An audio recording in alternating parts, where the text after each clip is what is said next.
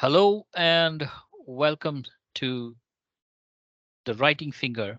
My name is Subramani, and I'm joined by my close friend and fellow book reader and author Ashwin Karthik.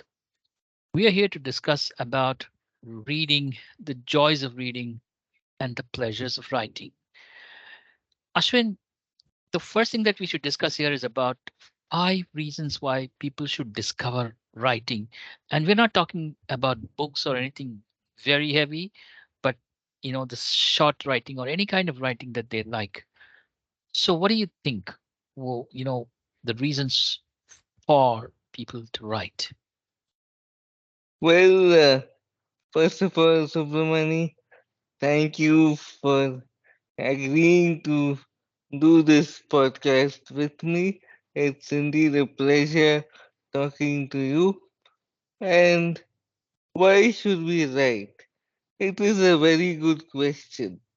Well, if you ask me, it's a powerful addiction for both of us, irrespective of our limitations. And when I say limitations, I do not only, you know, put a boundary to the physical disabilities that we both have, but limitations in the sense that everybody of us, in some sense, might have.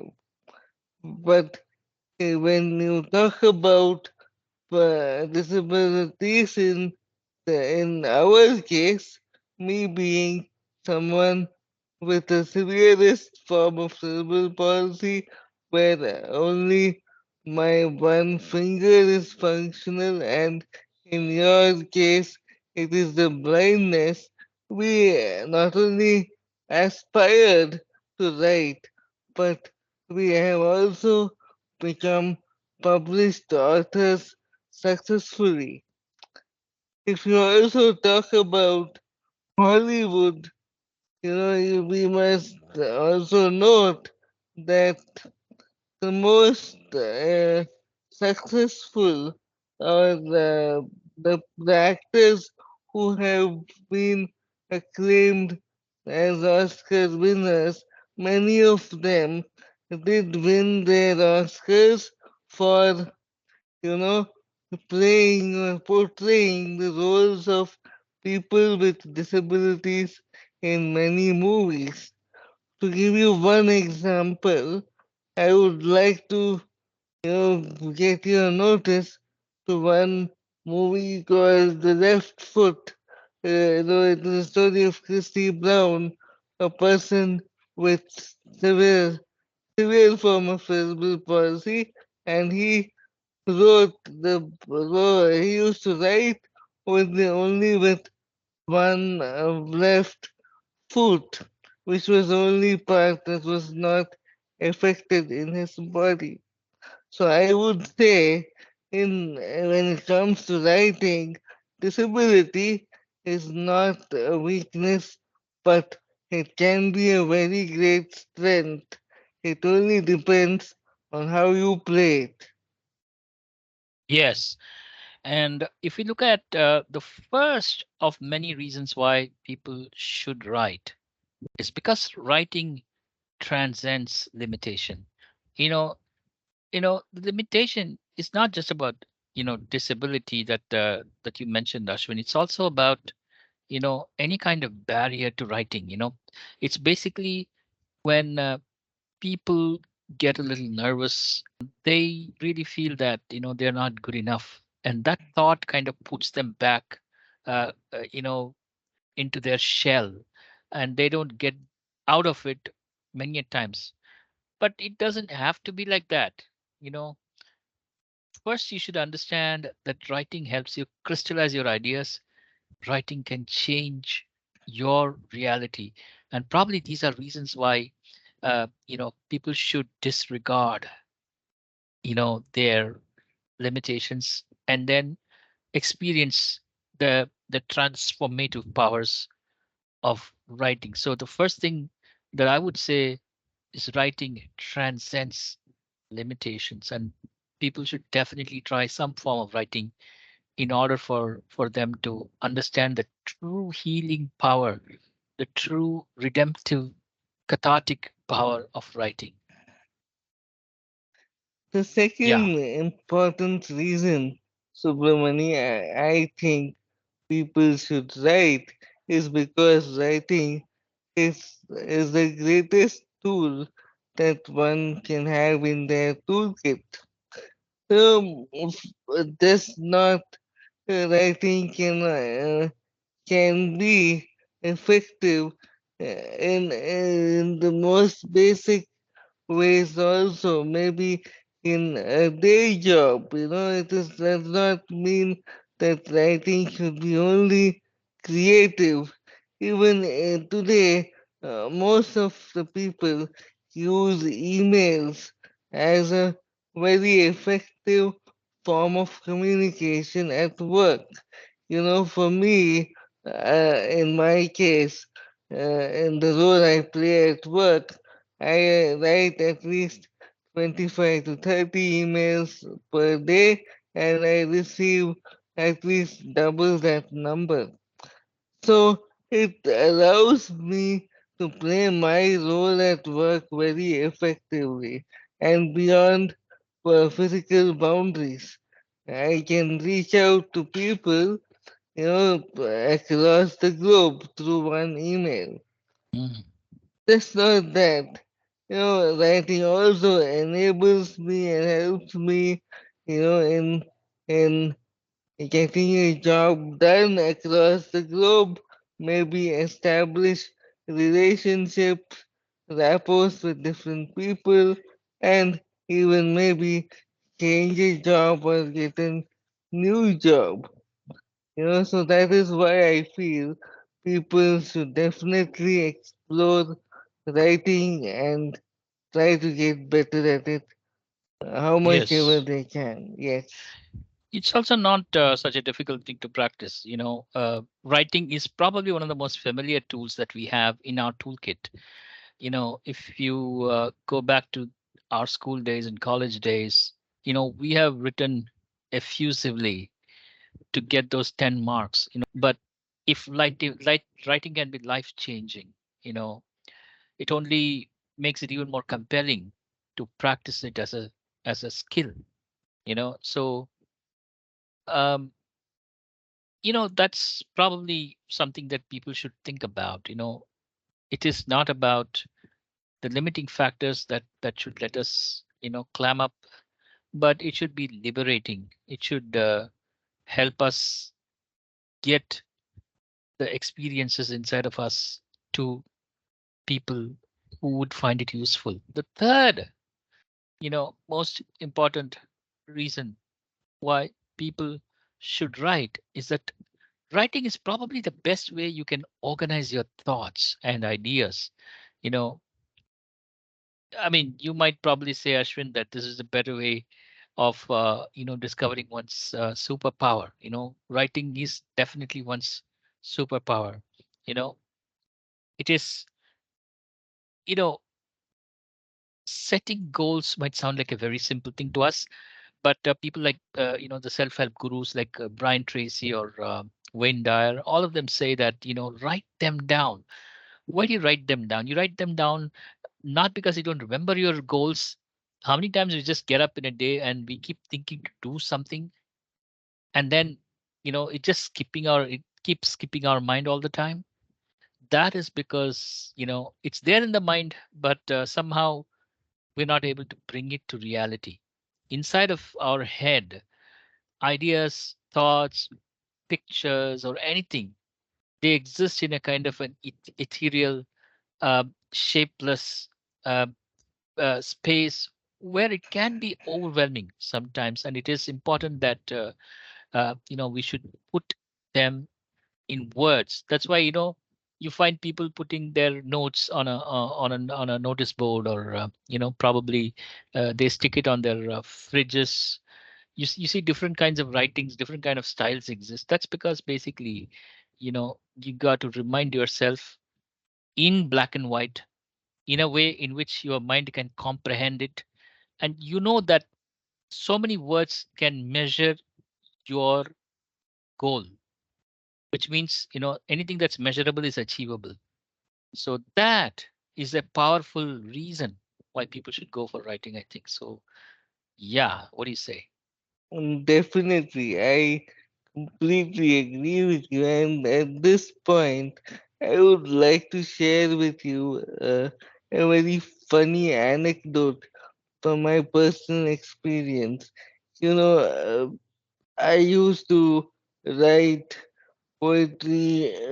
Poetry was the first form of writing I explored in my life since school and college. And it so happened that, my friends at my grad school, at engineering school, they found out that I write uh, poetry, and they wanted me to write for them to impress their the girls or the boys they wanted to propose in college. And often enough, I ended up writing romantic lines for them, and they would pose as if they wrote them, and they would try to win over their friends' heart many a time. So that's I can say that I was a reason for many of those college love stories that bloomed during those Wonderful, days. wonderful. There can't be a Yes. very powerful practical example than that. And Yes. that leads me to the fourth and the most important point. Only if you write will you experience the power of writing, the power of words. The power of words is something that you know uh, uh, you talk about it a lot. It's a very funny thing that nobody actually gets down to experience. Very few people do, and it's not as if it's a power that is only available to a few. It's available to all of us. Only that Yes. at some point we kind of restrict ourselves to believe that it's not for us. And I can give you two examples of the power of thoughts, the power of how you know thoughts, the energy that kind of gets converted into a powerful projectile that takes you to a goal. Powerful projectile here being the word. And you know I was reading sometime back about the story of Srila Prabhupada, the founder of ISKCON. And it's one of the most inspiring stories because imagine someone aged 69, 69, in sitting in a very remote part of Vrindavan, in a single room, and then keep writing, and then filling the room with his books. And nobody knew, probably he of all people who took sannyas about 3 decades earlier to that, um, that his writings are going to change the world. And it all happened at the same time. He met Prime Minister Indira Gandhi, and then when she asked him what he wanted, he said he wanted a passport and a visa to the United States. And then he gathered all the books that he wrote into a trunk box and got onto a cargo ship with just $7 on him. And it was also said that he suffered 2 heart attacks before landing in New York. And he survived all of that. And in the free world, he wanted to seek out to the Hindus, the Indians there, and then practice Bhakti Vedanta or Bhakti Yoga, as he called them. As he called this idea, the technique. Unfortunately, most of them were into meditation. So his first devotee happened to be a Turkish bus conductor, and then that's how the foundations of ISKCON began.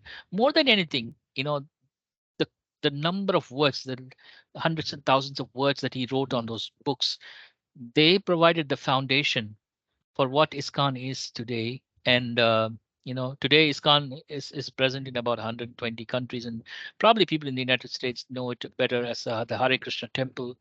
And he wrote the commentaries for Srimad Bhagavatam and Sri Bhagavad Gita, and they are available everywhere today. So, there are two lessons for us here. One is, if you think that you're too old or too young to write, think again, because 69, there was a man who wrote something, you know, and we think that that late in one's life, what is he going to achieve by writing? Well, in 11 years, he created a spiritual empire.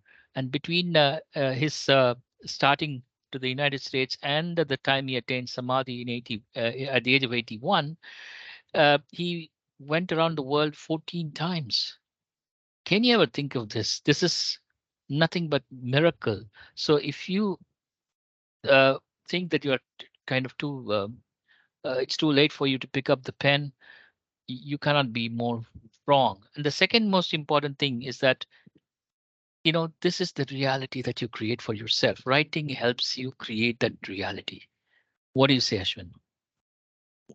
I definitely cannot agree more with you, Subramani. On the same lines, there's another example like Srila Prabhupada, and that is the story of the spiritual speaker Paramahamsa Yogananda, who also, through his writings, tried to change the world and give his devotees and the people a very a beautiful picture of how one should lead a life that can transcend them to the higher planes of spirituality, right?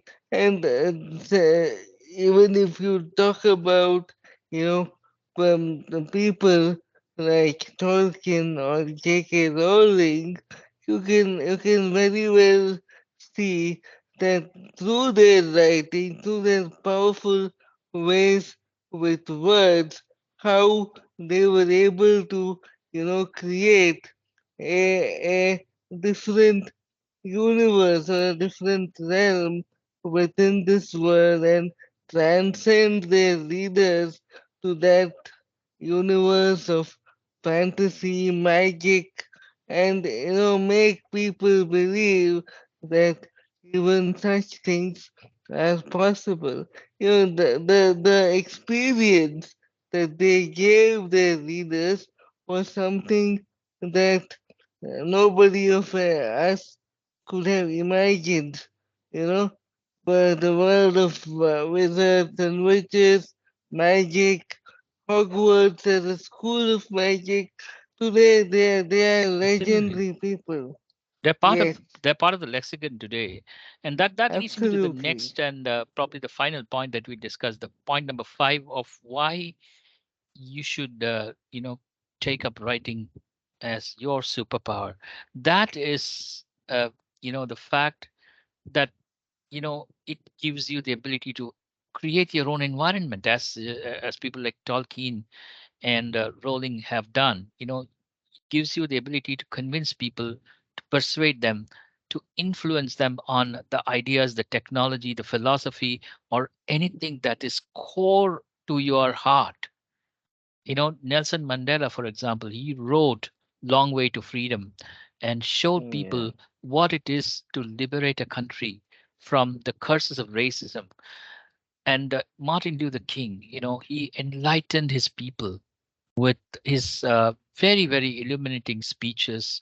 Especially, I remember him saying that you should be respected for the not for the color of your skin, but for the content of your character.